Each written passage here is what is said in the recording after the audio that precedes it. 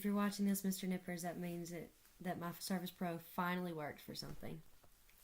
So my favorite part about this project was that it gave me insight into what I'll be looking into in the next semester, because I found out that there's a lot of parts of psychology that I didn't know existed.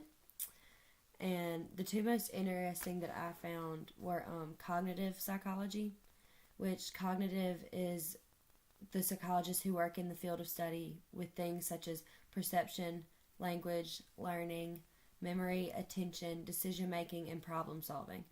And I think it'd be really cool to get into that as to how the mind works and how certain parts of your mind make you decide on certain things versus others, and kind of getting into how you decide between right and wrong.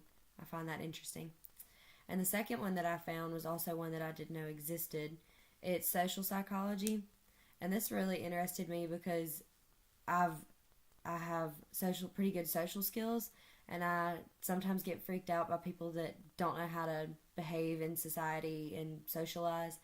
And these psychologists in this area focus on the study of topics such as group behavior, social perception, leadership, nonverbal behavior, conformity, aggression, and prejudice. And I think that'd be really interesting to get to look into, because just to see how certain people are set off by being social, and how some people are really drawn to it, and what in the brain causes them to act that way. And my quiz results told me that I should be a clinical psychologist, a school psychologist, a counselor, or a social worker. And I guess if I were going into psychology, I would agree with those, because with the school psychologist, the counselor, or the social worker, I could be closely involved with children, and that's my biggest calling, I think, is with children. I have a real passion for them. So I think that the quiz would more than likely be pretty spot on for me if I decided to pursue a psychological career. And I think the main big contribution that I think psychologists make to our world is that they give us a better understanding of other people.